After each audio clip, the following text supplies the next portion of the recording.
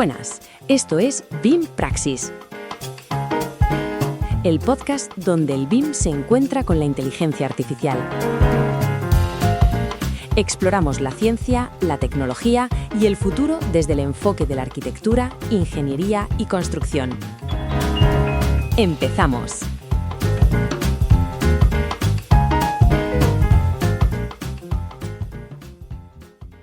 Hola y bienvenidos. Gracias por acompañarnos en este nuevo episodio del podcast de BIM Praxis. Hoy vamos a meternos en un tema que, hasta hace no mucho, sonaba a ciencia ficción pura y dura. ¿Cómo es posible que una máquina entienda el significado de una palabra? No que la reconozca o la repita, sino que entienda su esencia, su relación con otras. Es una pregunta fascinante, la verdad. Tenemos sobre la mesa varios artículos, desde los papers originales de Google y Stanford hasta análisis de divulgación de IBM, que nos van a servir de mapa.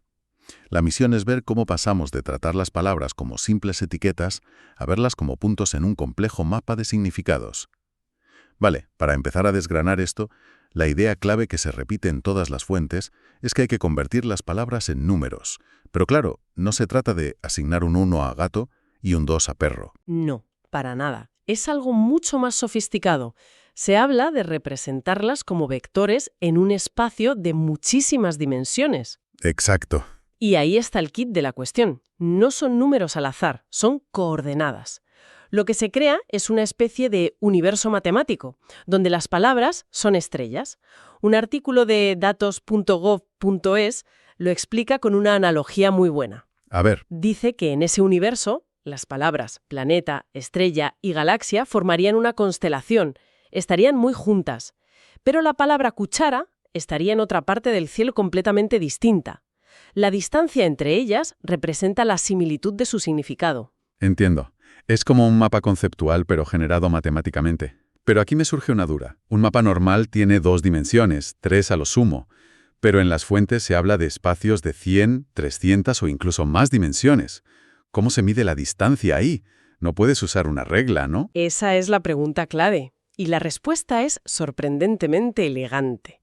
En lugar de medir la distancia en línea recta, que puede ser engañosa en tantas dimensiones, lo que se mide es el ángulo entre los vectores. ¿El ángulo? Sí. El artículo de IBM lo detalla muy bien con el concepto de similitud del coseno. Imagina 2 flechas que parten del mismo punto. Si apuntan casi en la misma dirección, el ángulo entre ellas es muy pequeño, y su similitud del coseno es cercana a 1. Lo que significa que son semánticamente parecidas. Justo. Ah, claro. Así que océano y mar serían 2 vectores con un ángulo minúsculo entre ellos. Precisamente. Si los vectores son perpendiculares, un ángulo de 90 grados, su similitud es 0, no tienen nada que ver, como democracia y tornillo. Y si apuntan en direcciones opuestas, la similitud es -1, lo que indicaría que son antónimos. Vale. Es una forma muy eficiente de capturar estas relaciones complejas, sin importar las dimensiones. Eso es. El modelo aprende a orientar los vectores según el significado que extrae del texto. Y ese es el siguiente paso.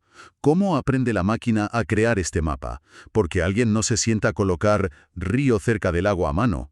Las fuentes dicen que el truco está en alimentarlo con cantidades masivas de texto. Con toda la Wikipedia, por ejemplo. Claro. Ahí entra en juego lo que se conoce como la hipótesis distribucional, una idea que es la base de todo esto y que se resume en una frase famosa. Sabrás lo que es una palabra por las compañías que frecuenta. Me gusta esa frase. El modelo no sabe qué es un gato, pero ve que aparece millones de veces cerca de palabras como maullar, ronronear, mascota, perro, y también ve que perro aparece cerca de ladrar, mascota, gato. Al analizar estos contextos compartidos, deduce que gato y perro deben ocupar un lugar similar en su mapa. O sea que el significado emerge de la estadística pura y dura de la coocurrencia de palabras. Y aquí es donde las fuentes apuntan a un momento clave, un antes y un después. El año 2013 y un artículo de un equipo de Google liderado por Thomas Mikolov presentaron un modelo llamado Word2Vec. Sí, Word2Vec fue la gran revolución. Lo que Mikolov y su equipo consiguieron, y el propio artículo lo subrayó, fue crear un método increíblemente eficiente para hacer esto. Más que los que había otras. Muchísimo más. Las redes neuronales anteriores eran muy lentas y no podían procesar los miles de millones de palabras necesarias. Word2Vec proponía dos arquitecturas llamadas CBOV y SkipGram, que eran mucho más rápidas.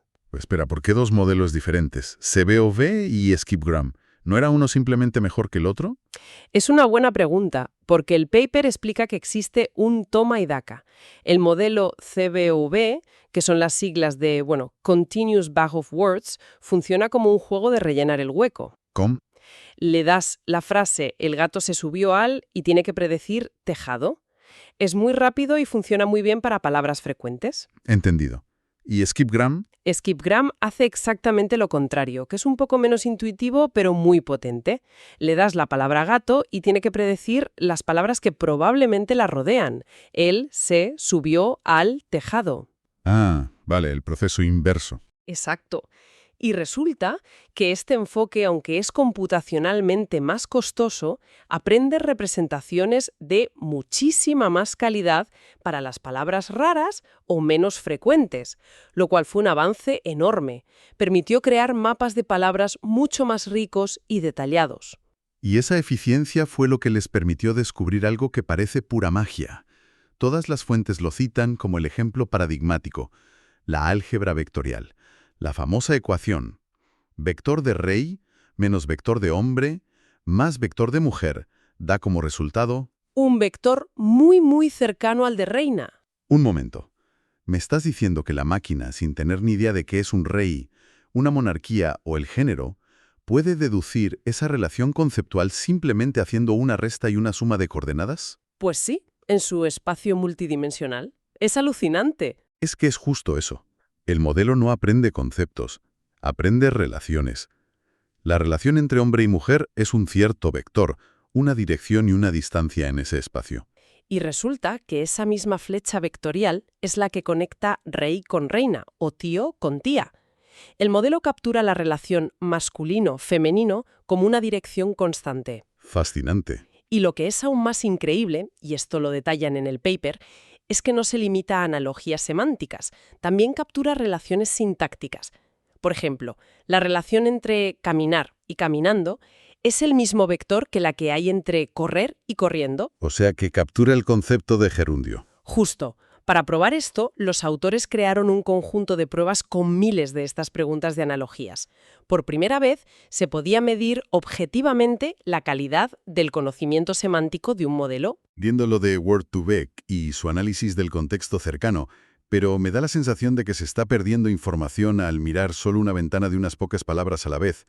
Es como intentar entender una ciudad mirando solo por la ventana de tu casa. Es una muy buena analogía. ¿Hubo algún intento de usar la estadística de todo el texto, de tener una vista de pájaro más global? Absolutamente. Y esa es precisamente la idea que el equipo de la Universidad de Stanford exploró con su modelo GLOVE, que son las siglas de Global Vectors. Vectores globales. Exacto. Mientras Word2Vec aprende de forma indirecta, prediciendo palabras en contextos locales, GLOVE ataca el problema de frente. ¿Y cómo lo hace? Construye primero una matriz gigantesca de coocurrencias. Básicamente, cuenta cuántas veces aparece cada palabra junto a cualquier otra palabra en todo el corpus. Vale. Por ejemplo, contará que hielo y frío aparecen juntas muy a menudo, mientras que hielo y fuego aparecen juntas con menos frecuencia, aunque siguen teniendo una relación. Su objetivo es que los vectores generados reproduzcan las proporciones de esas probabilidades de coocurrencia. Le da una base estadística mucho más sólida y robusta. Muchísimo más. Vale. Un enfoque diferente para llegar a un resultado similar. Y las fuentes mencionan un tercer modelo de esta era, FastText, de Facebook. Este parece que introduce una idea interesante, no mirar solo la palabra entera. Sí, esa fue su gran aportación. FastText descompone las palabras en sus partes, en n-gramas de caracteres. Por ejemplo, la palabra planeta la descompone en pla, lan, ane, net, eta, además de la palabra completa. Y esto tiene dos ventajas enormes. Así es. A ver, intuyo una. Sirve para palabras que no ha visto nunca. El gráfico no se queda en blanco, puede inferir su significado a partir de las partes que sí conoce. Claro. Como si aprendiera las letras de las palabras. Justo. Por eso, si se encuentra con una palabra inventada como caminanteando, aunque no la haya visto nunca, puede intuir por sus componentes que tiene que ver con caminar o caminante. Y la segunda ventaja, que mencionan los artículos, parece especialmente útil para un idioma como el español, con tantas conjugaciones y derivaciones. Totalmente. Para un modelo como Word2Vec, correr, corría y corredor son tres palabras totalmente distintas. Fasttext, al compartir los n-gramas de caracteres cor, entiende que están intrínsecamente relacionadas y sus vectores estarán mucho más cerca. Es una forma de entender la morfología. Sin embargo, todos estos modelos, Word2Vec, Glove, Fasttext, compartan una limitación fundamental que uno de los artículos de datos.gov.es deja muy clara. Y es una limitación muy grande. Crean representaciones estáticas. Es decir, la palabra banco tiene un único vector, un único punto en el mapa, sin importar si hablo del banco de un parque, de un banco de peces o de un banco para sacar dinero. Y ese es el problema que dio paso a la siguiente gran revolución. Un único vector para banco es una media de todos sus significados. Es una representación pobre de la riqueza del lenguaje. La realidad es que el significado de una palabra depende totalmente del contexto. Necesitábamos modelos que generaran vectores dinámicos, contextuales. Exactamente. Aquí es donde entra en escena el nombre que lo cambió todo. BERT, desarrollado por Google en 2018. El artículo original de BERT es denso, pero la idea central que lo diferencia de todo lo anterior es que es profundamente bidireccional. ¿Y qué significa eso en la práctica? Pues significa que lee como lo haría un humano. Los modelos anteriores, incluso los más avanzados de la época como GPT, eran unidireccionales. Para entender una palabra, solo miraban el texto que venía antes, de izquierda a derecha. Claro, no podían esperar al final de la frase para entender el principio. Era un problema. Exacto. Lo que hizo BERT, y esto es lo que su artículo describe como la clave de su éxito, fue forzar al modelo a mirar en ambas direcciones a la vez. Para ello, inventaron una tarea de entrenamiento muy ingeniosa llamada Masked Language Model. El modelo de lenguaje enmascarado. Sí, esencialmente cogen una frase, ocultan un 15% de las palabras al azar y el único objetivo del modelo es predecir qué palabras faltan, usando todo el contexto disponible. Tanto el de la izquierda como el de la derecha. A la vez. Es como un ejercicio de rellenar los huecos, pero a una escala masiva y obligándole a tener una visión panorámica de la frase entera. Justo. Es obligarle a entender la gramática, la semántica y las relaciones a largo plazo entre palabras para poder resolver el puzzle. Gracias a esto, si BERT ve la frase «me senté en el del parque», el vector que genere para la palabra banco estará influenciado por parque y senté. Pero si ve «fui a pedir un crédito». El vector que genere para banco será completamente diferente, porque estará influenciado por crédito y pedir. Ya no hay un solo vector para banco, hay infinitos posibles, uno para cada contexto. Y además le añadieron otra tarea de entrenamiento, la Next Sentence Prediction, para que entendiera cómo se relacionan las frases entre sí. El resultado, según su propio artículo, fue que pulverizó los récords. Cambió las reglas del juego. Por completo. Pasamos de tener un diccionario de coordenadas estáticas a tener un motor que genera significados sobre la marcha adaptados a la situación. Es la diferencia entre tener una foto fija de una palabra y tener un modelo 3D que puedes girar según la luz del resto de la frase. Vale, todo esto es tecnológicamente fascinante, pero vamos a bajarlo a tierra. Cuando busco en Google el banco que está cerca del parque para sacar dinero, está BERT trabajando ahí para desenredar que no quiera una institución financiera cualquiera, sino un cajero automático. Exactamente. Ese es el poder de los embeddings contextuales en acción. Google confirmó que BERT es una parte fundamental de su motor de búsqueda para entender la intención de la persona, no solo las palabras clave. Entiende los matices. Eso es. Entiende las preposiciones, las negaciones, los matices que antes se perdían. Y no solo en búsquedas. ¿Dónde más lo vemos en nuestro día a día? Pues en los asistentes de voz, por ejemplo. Cuando le pides algo a Siri o a Alexa, estos modelos están trabajando para entender tu petición, por muy coloquial o mal estructurada que esté. O en los filtros de spam.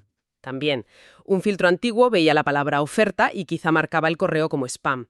Un filtro moderno, con un modelo tipo BERT, puede entender si oferta se usa en un contexto de una promoción legítima o en un correo fraudulento, analizando el resto del texto. ¿Y en los chatbots de atención al cliente? Me imagino. Cuando te quejas de un producto, son capaces de entender si tu problema es con la batería, con la entrega o con la facturación. Correcto. Y en el análisis de sentimientos a gran escala. Una empresa puede analizar miles de reseñas de sus productos. El sistema ya no solo dice el 70% son positivas. Va más allá. Puede ir más allá y decir, la gente está muy contenta con la duración de la batería, pero se queja de que la pantalla no tiene suficiente brillo. Extrae los temas y los sentimientos asociados a ellos. Todo gracias a que entiende el significado de las palabras en su contexto. Es decir, que esta tecnología, que empezó como una idea casi académica de mapear palabras, se ha convertido en una capa fundamental de nuestra interacción con el mundo digital. Sí, partiendo de la idea de convertir palabras en coordenadas, hemos llegado a modelos que impulsan desde cómo buscamos información hasta cómo las empresas entienden a sus clientes. El viaje desde los embeddings estáticos, como Word2Vec, donde una palabra tenía un único significado, A los contextuales como BERT, donde el significado es fluido y dinámico, ha sido un cambio de paradigma total. es un salto conceptual enorme. Hemos pasado de que las máquinas sepan qué es una palabra, en un sentido de diccionario, a que empiecen a entender qué significa en una situación concreta, que es algo mucho más cercano a la comprensión humana. Efectivamente, y cada vez lo hacen con más sutileza, capturando ironía, dobles sentidos, cosas que hasta hace poco eran exclusivamente humanas. Y esto nos deja con una última reflexión. Las fuentes nos han explicado que estos modelos no piensan, sino que son máquinas increíblemente sofisticadas de reconocimiento de patrones estadísticos. Aprenden a predecir la siguiente palabra o a rellenar un hueco con una precisión asombrosa. Pero esto plantea una pregunta casi filosófica. Si una de estas inteligencias artificiales puede mantener una conversación fluida, escribir un poema o resumir un texto complejo de una forma que es indistinguible de cómo lo haría un humano, ¿importa que su comprensión interna sea un complejo cálculo de vectores en un espacio de 1000 dimensiones en lugar de una consciencia como la nuestra, donde trazamos la línea de lo que significa entender? Un punto para la reflexión. Y con esto llegamos al final. Muchas gracias por acompañarnos en este análisis del podcast de BIM Praxis.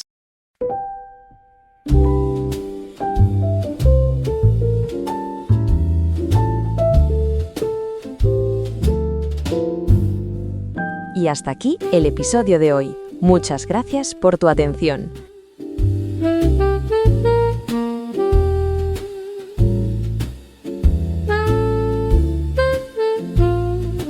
Esto es BIM Praxis. Nos escuchamos en el próximo episodio.